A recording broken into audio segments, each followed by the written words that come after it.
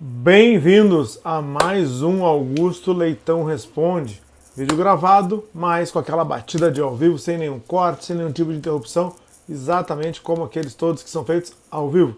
Então, se você for novo por aqui, se inscreva no canal aqui embaixo, ative todas as notificações, deixe seu like, compartilhe nosso conteúdo e comente, quem sabe o seu comentário não vira um vídeo como esse, um Augusto Leitão Responde. Passe nas nossas redes sociais, nós temos o meu Facebook e o meu Instagram, o @Augusto Leitão. Lá você encontra trailers, vídeos e algumas frases que você pode salvar e compartilhar.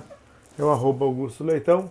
Me segue por lá também. Conheça meu site, augustoleitãoadvocacia.com.br, e faça tudo isso que eu falei para que o YouTube entenda como relevante nossos vídeos, como relevante nosso conteúdo, e entregue ele sempre para você e para mais e mais pessoas. Vamos diretamente às perguntas de vocês. Deixa eu subir um pouquinho a câmera aqui que eu fiquei fora do enquadramento. Vamos lá. Bom, eu tava numa live agora à noite, tá? E o nome dele é Ivanildo Freire, suboficial Ivanildo Freire, e ele usa o link garagem88 com arroba no garagem. E ele tinha me perguntado numa live da semana passada e eu tinha ficado de responder para ele, não respondi. Ele me perguntou se estava em risco as 4 remunerações correspondentes à ajuda de custo, as 8 remunerações correspondentes à ajuda de custo, se elas poderiam estar ameaçadas a retornarem para 4, porque era assim, quando o militar ele ia para a reserva, ele tinha direito a receber 4 remunerações, porque quando ele ia para a reserva, às vezes ele mudava de cidade, ele voltava para a cidade de origem, então tinha mudança, uma série de coisas, então tinha esses valores. Na lei 13954 eles tiraram coisa, criaram contribuição, criaram um monte de situações dessas, e um dos agrados dos deputados para passar essa lei 13954 foi aumentar as remunerações quando o militar ia para a reserva de 4 para 8. Então foi dobrar esse valor quando o militar ia para a reserva. E aí agora tem um projeto de lei 6726. Ele perguntou se existia um projeto de lei para reduzir de novo de 8 para 4. Sim, existe. Respondido isso, vou falar do que é. É um projeto de lei 6726, e aí ele trata das verbas indenizatórias, que são exatamente aquelas verbas que ficam fora do teto constitucional, que é o teto previsto de hoje aproximadamente R$39 mil. Então ele trata de limitar essas verbas indenizatórias para que elas não tenham diárias infinitas e não tenham valores absurdos. Então, uma das coisas que eles pretendem mexer, e isso já passou na Câmara e foi encaminhado para o Senado no dia 15 de julho, tá? Foi isso, reduzir novamente de 8 para 4 remunerações quando o militar vai para a reserva a título de ajuda de custo. Sim, existe, foi aprovado na Câmara e está indo para o Senado. Acabou de ir para o Senado dia 15 de julho. Tá bom, Ivanildo? Elias, boa noite. Resumindo, pode afinal acumular a pensão militar com aposentadoria do INSS? Vamos lá. Pensão militar com aposentadoria do INSS? Sim, pode. Se foi antes da emenda constitucional 103, pode acumular as duas integrais. Se foi depois da emenda constitucional 103, você vai ter que acumular as duas, mas vai ter que aplicar a tabela de redução prevista no artigo 24, parágrafo 2º da emenda constitucional 103, que reduz muito o segundo rendimento, tá? Dulcimar. Boa noite, doutor Augusto. Hoje estou atrasado, mas adorei o vídeo. Para mim foi muito importante as suas explicações. Muito obrigado, Dulcimar. Sempre compareça conosco aqui. Marlene, boa noite, doutor Augusto. Esse novo decreto se aplica às pensões de filha de ex-combatente? Ela pode acumular também? Vamos lá. Filha de ex-combatente, gente, não estão elencadas no decreto 10742. O decreto 10742 ele regulamenta a lei 3765, que trata exclusivamente de pensões militares. As pensões de ex-combatentes estão regulamentadas em leis próprias. Artigo 53 do ADCT, Ato das Disposições Constitucionais e Transitórias, Lei 8059, Lei 5315, Lei 4242, não estão dentro da Lei 3765, logo não estão no decreto. O decreto 10742 não se refere às pensões de ex-combatentes. As limitações de acumulação da pensão de ex-combatente são porque porque existem alguns requisitos nas pensões de ex-combatentes. Por exemplo, pela lei nova 859 não pode receber nada dos cofres públicos, então ela não pode estar recebendo nada do INSS. Ou pela lei antiga não tinha esse requisito de receber nada dos cofres públicos, e aí ela podia acumular.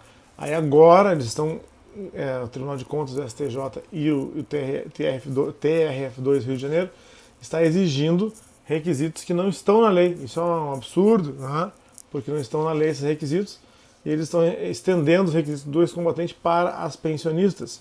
E aí por isso estão cobrando que elas não tenham remuneração, que elas não possam se sustentar, que elas não recebam nada dos cofres públicos, que elas estejam até inválidas, incapazes, e nada disso está escrito na lei. E aí, se eu tenho uma pessoa que recebe, por exemplo, R$1.000, R$2.000 do INSS, um salário mínimo, R$1.100, R$2.200 do INSS, essa pessoa não está nessas condições, né, de precariedade, de não poder prover seus próprios meios, e aí por isso eles não concedem a pensão de ex-combatente.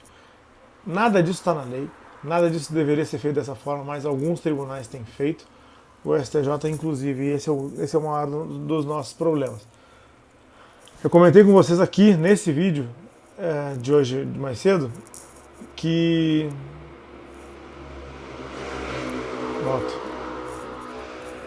Eu comentei nesse vídeo de hoje mais cedo que houve uma decisão favorável de uma pensionista de ex-combatente com uma aposentadoria do INSS. Elas estão mais raras por esses entendimentos dos tribunais. Mas, nesse caso, o juiz aplicou o entendimento que são fontes pagadoras diferentes. Uma é o INSS e a outra é o Tesouro Nacional. Então, pode sim acumular. Então, tem pessoas aqui me perguntando, mas e aí, afinal, pode ou não pode? E a resposta é depende, porque eu entendo que pode, poderia, e não deveria ter nenhum tipo de distinção, seja pelas fontes pagadoras diferentes, seja porque os requisitos que eles estão exigindo não estão na lei. Tá? Mas os tribunais têm inventado esses requisitos e têm cobrado isso. Então, está cada vez mais difícil da filha de ex-combatente receber a própria pensão de ex-combatente, ou mais ainda difícil ela poder acumular. Felizmente, houve uma decisão muito boa, muito interessante desse processo que eu tenho acompanhado essa semana, e eu trouxe para vocês nesse vídeo comentado. Eu devo publicar também no meu Instagram essa decisão, porque interessa aí a outros colegas advogados que estão com processos em situações parecidas como essa. Marlene foi que perguntou essa pergunta do ex-combatente.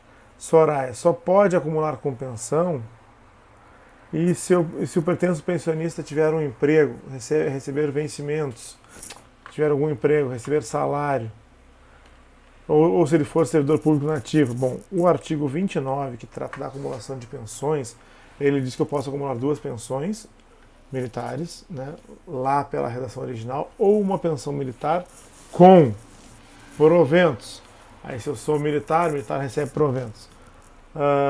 Servidor, dependendo do servidor, recebe proventos ou vencimentos. Então, assim, com proventos de disponibilidade, com reforma, proventos de reforma, vencimentos, aposentadoria. Então, eu posso acumular sim a pensão militar com um cargo na ativa, sim, tá? Sem nenhum problema. Servidor da ativa pode receber pensão militar, é autorizado pelo artigo 29, sem problema. Vamos para a próxima pergunta aqui. Semiramis. Boa tarde, o senhor falou que ia ter reajuste para nós militares e ainda não recebi nada. Bom, gente, o que eu falei foi o que aconteceu. Reajuste para quem tinha mais de 12% de adicional de habilitação. Você vai ter que, senhor Semiramis, vai ter que ver no seu contra-cheque quanto o senhor recebe de adicional de habilitação. Se você recebe 12%, não tem reajuste mesmo. Tá? E não é o que eu disse ou o que eu não disse. É compreensão daquilo que eu falei. Tarcísio, pensão de filha de ex-combatente de 2º sargento pode se aposentar pelo INSS? Ficaria então com 2 rendimentos? Bom, eu entendo que pode, tá? Que poderia e que não deveria ter nenhum tipo de situação nesse sentido. O que a gente acompanhou recentemente foi esse caso que eu tratei com vocês. A pessoa recebia pelo INSS, era aposentada do INSS, a mãe dela faleceu, ela se habilitou como filha de ex-combatente, passou a receber como segundo sargento, e aí declarou que recebia o INSS. A força não foi contra, estava tudo certo. Quando chegou no Tribunal de Contas, o Tribunal de Contas disse que era ilegal a acumulação. E aí o Poder Judiciário disse que era legal porque eram fontes pagadoras diferentes. Infelizmente, as respostas não são sim e não, certo e errado, sempre certo, sempre errado. Eu tenho que explicar o contexto, quem disse que estava certo, quem disse que estava errado e o que eu penso disso. Eu digo as correntes e depois eu me posiciono. Normalmente eu faço dessa forma. Reine. Bom, foi muito bem esclarecedor, doutor Augusto, essas informações que chegam até nós. A maior parte das informações não chegam até nós. E suas explicações são sempre muito coerentes. Muito obrigado. Quanto à insegurança jurídica, está claro até para mim, que sou leiga, que essas leis são muito mal feitas, são feitas correndo, sem analisar caso a caso. E eu não entendo bem, eu não entendo mais a expressão direito adquirido. Bom, Reine, eu entendo a sua insatisfação, né, e compartilho dela, e vou te dizer que você está com uma dificuldade de entender o que é direito adquirido, porque de uns 3, 4 anos para cá está sendo violado diretamente, textualmente, o direito adquirido. Todos os dias a gente dorme, até essa expressão foi de duas colegas minhas, a Alessandra Vanderlei e a Alessandra Minaré, disseram que a gente dorme com uma lei, acorda com outra, dorme com um decreto em vigor, acorda com outro em vigor, e está exatamente assim. Tivemos aí nos últimos 30 dias 3 decretos novos, e aí agora mais uma lei em tramitação para reduzir a ajuda de custo, né? E todas as vezes estão tendo aí violações do direito adquirido, da segurança jurídica, da coisa julgada, da decadência, institutos que sempre foram consagrados e que a gente não tinha, a gente sabia o que esperar dos tribunais, porque a gente sabia o que a gente ia pedir e o que a gente ia receber. Agora um cliente chega, olha, doutor, posso? Vou ganhar? A gente nunca disse que vai, né? Porque a advocacia ela é uma obrigação de meio, mas agora mais ainda a gente tem que explicar, olha, aqui está assim, tal tribunal está dando isso, se ingressar em tal lugar por causa da competência está dando assim, na sua região está dessa forma, especialmente quem tem a possibilidade de atender não só na sua cidade, mas o Brasil inteiro, e a internet nos deu essa possibilidade. A gente tem que saber os entendimentos dos tribunais da competência daquela pessoa que pretende ingressar com a ação judicial para poder dar uma assessoria correta e não dizer, olha, se eu for só pelo entendimento do Rio de Janeiro, eu deixaria passar, por exemplo, a situação dessa acumulação aqui, que em Brasília passou muito bem e considerando inclusive com tutela, uma acumulação que de maneira muito difícil passaria no Rio de Janeiro.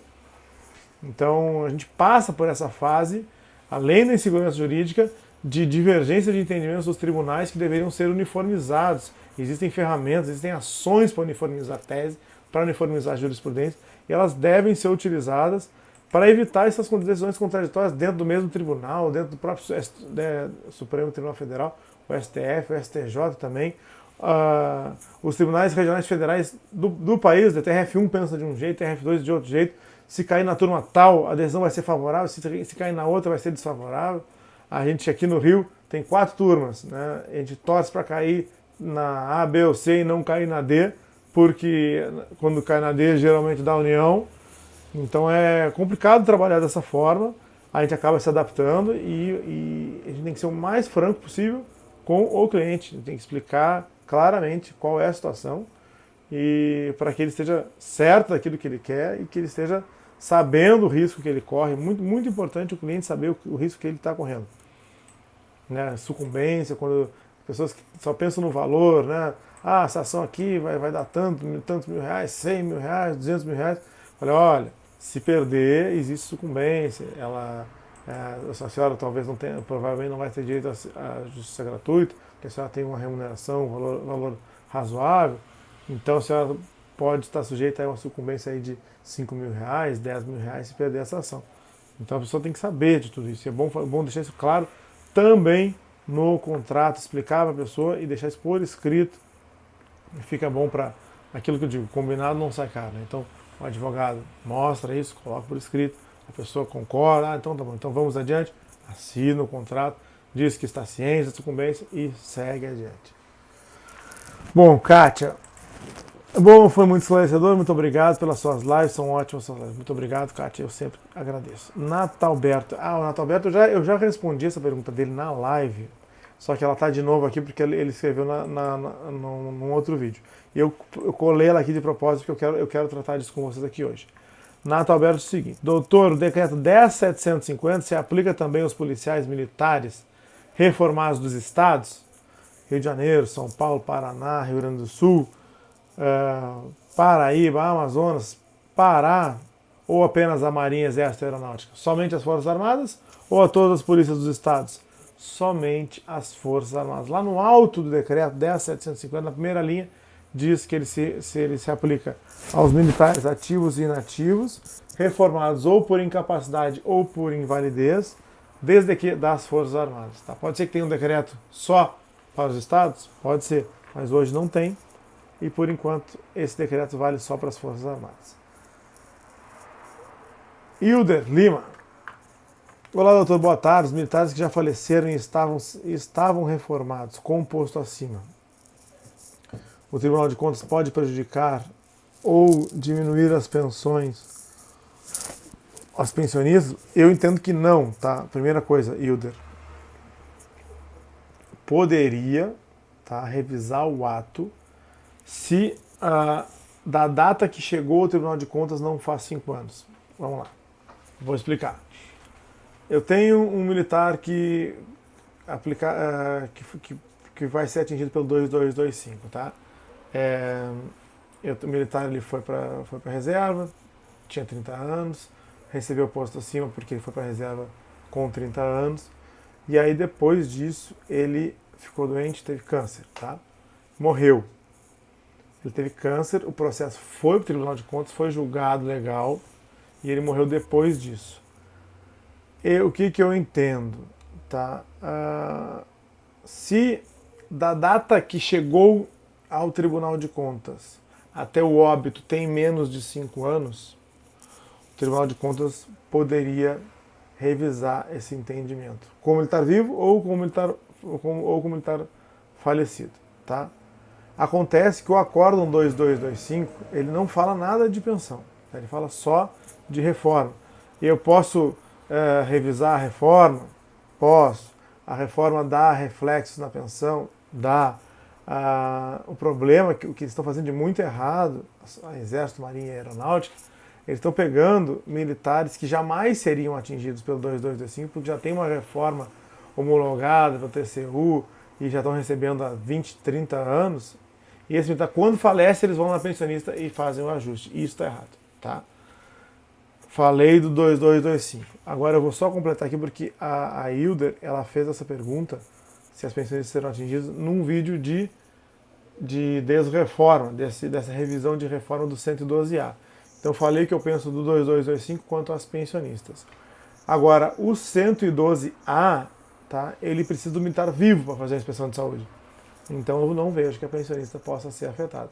Todo o 112A, o decreto 10.750, a portaria 19 DGP, a portaria 104 DGP, tudo isso prevê que o militar esteja vivo, que ele seja chamado para uma inspeção de saúde, seja inspecionado e com isso eles possam eventualmente verificar que não estão presentes os requisitos da reforma, né, e reduzir, cancelar, cassar, anular essa reforma dele. Mas não vejo como despromover e aplicar o 112A a pensionistas, tá? Espero que não inventem uma portaria tratando desse assunto. Mas hoje não tem, e hoje tudo que existe precisa do militar vivo. Senhores, foi um prazer ter estado com vocês. Não facilitem com o Covid-19, né? Eu falei para vocês que tem um tio meu que está internado aí já, bastante comprometido. E o professor, ele é jovem, se Deus quiser vai dar tudo certo, mas essa Covid aí não tem idade, não tem nada, né? Ela atinge mesmo todo mundo. Meus amigos, então era isso que eu tinha que falar para vocês. Se inscrevam no canal, ativem todas as notificações, deixem seu like, compartilhem nosso conteúdo e comente. Quem sabe o seu comentário não viram Augusto Leitão Responde, passe nas nossas redes sociais, nós temos o meu Facebook, o meu Instagram, o @Augusto Leitão, lá você encontra trailers, vídeos e algumas frases que você pode salvar e compartilhar, @Augusto Leitão. Me segue por lá também, conhece meu site, augustoleitãoadvocacia.com.br, e faça tudo isso que eu falei para que o YouTube entenda como relevantes nossos vídeos, como relevante nosso conteúdo, entregue ele sempre para você e para mais pessoas. Senhores, estou salvando o vídeo agora, vou publicar ele prontinho para agora 10h30, para 10 da manhã vocês estarem assistindo. Até já! E aí, vamos ver se no final de semana eu preparo novos vídeos, segunda e terça-feira serão publicados, depois teremos lives. E já vou voltar a divulgar aí o nosso calendário do Até 40 Minutos, que são as lives Nós já temos 2 datas, já vou aproveitar o vídeo e já vou falar. A Comandante Rejane, dia 26 de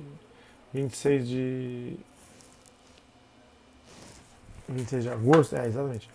A Comandante Rejane, dia 26 de agosto.